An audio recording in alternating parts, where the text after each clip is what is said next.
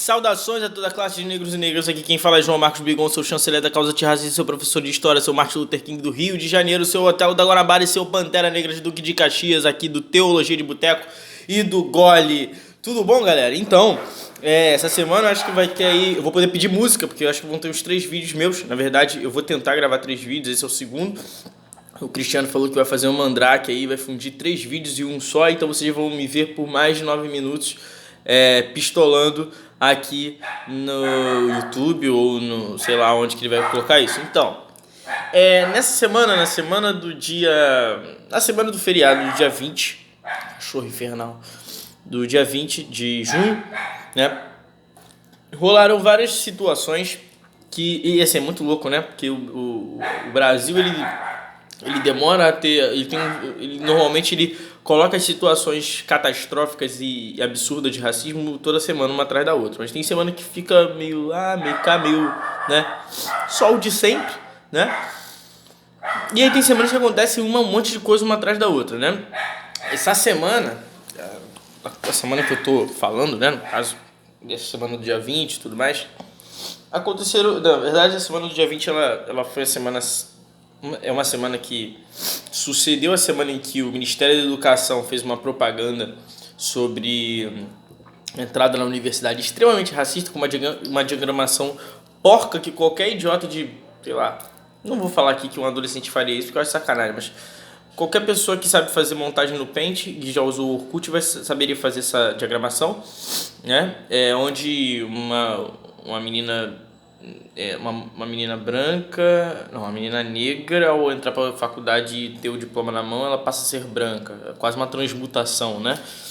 Mas não é isso que eu vou falar nesse vídeo, não. Nesse vídeo eu vou falar especificamente de um cara, um irmão em Cristo meu, né? Eu não sei se eu posso chamar de irmão em Cristo, mas eu vou chamar ironicamente, chamado Jonatas Nemer. O Jonatas Nemer, ele é um comediante gospel. Acredite, se você não conhece o universo gospel, fique sabendo que existe sim essa categoria, comediante gospel, né?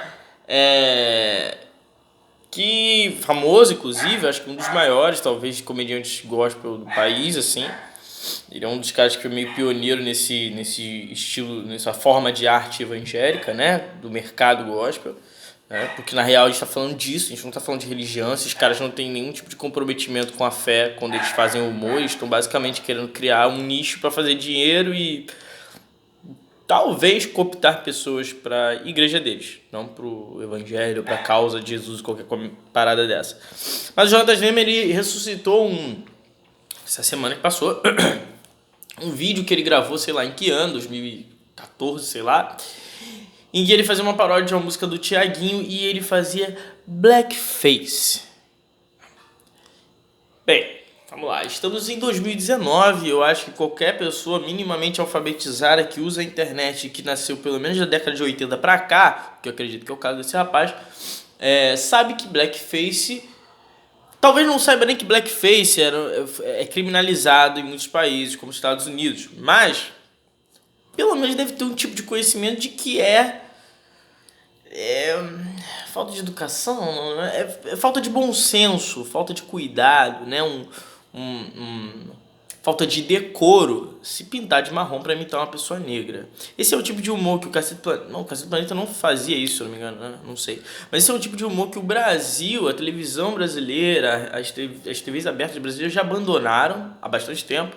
Sei lá, uns canais mais hegemônicos alternativos, né, que para mim são canais falidos que estão lá sendo sustentados por uma monarquia, SBT talvez sustente isso, mas é uma prática que já foi abandonada por maior parte dos grandes humoristas do país porque entendem que isso é problemático, que isso é agressivo, que isso é desrespeitoso. O cara foi lá e simplesmente ele repostou a parada, como se tivesse tudo certo, né? E aí deu um bafafá, o pessoal criticando e tal, uma galera... irmãos de movimento negro criticaram, dizendo que, olha só o que os crentes estão fazendo novamente. Só que não é que é porque ele é crente, né, gente? É porque ele é brasileiro e o Brasil é estruturalmente racista. Tanto que a gente já viu outras pessoas fazendo blackface. Inclusive, uma temática que poderia ser pauta hoje também é de uma menina, uma blogueira, uma menina famosa aí de internet, que há 2 anos atrás era branca e ela tá mais preta do que eu hoje, porque ela fez, sei lá, bronzeamento artificial e meteu umas tranças na cabeça. Mas eu nem vou entrar nessa daí, porque já tem muita gente dando ibope pra essa maluca, pra essa mina aí. Não vou chamar de maluca pra não, as feministas não me atacarem. Mas, todo mundo sabe, é básico, né? Que o blackface não é uma parada que dá pra você ficar fazendo e rindo, que ótimo aqui, eu me pintando de preto pra fingir que eu sou preto e tudo mais. Sobretudo pensando que ele tava ali tentando imitar ou parodiar música de um cara que tem uma certa visibilidade, tem uma visibilidade monstruosa, que é o Thiaguinho, né? E eu acho bem problemático isso. Sobretudo pensando que esse cara já se posicionou politicamente com relação a algumas coisas, obviamente não consciente, não com um posicionamento coerente, né? Ele é provavelmente apoiador do Bolsonaro, não sei muito bem, mas acredito que sim.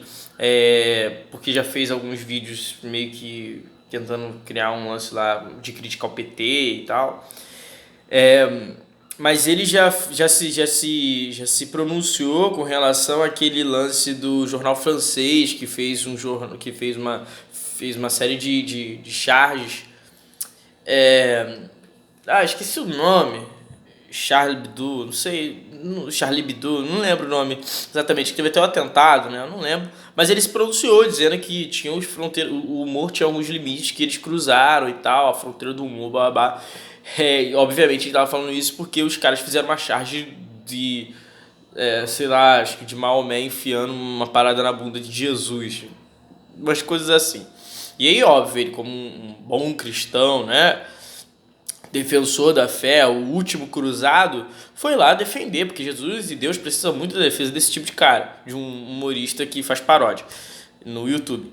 E aí ele foi lá. Então, assim, qual é o centro da parada? É só expor esse cara e falar mal dele? Não. É ampliar a nossa análise sobre o problema, né? O problema aí não é o fato dele ser evangélico, o problema aí não é o fato dele ser youtuber, o problema aí não é o fato dele ser burro. O problema aí é que existe um sistema aí já de décadas nesse país em que transforma o humor na forma mais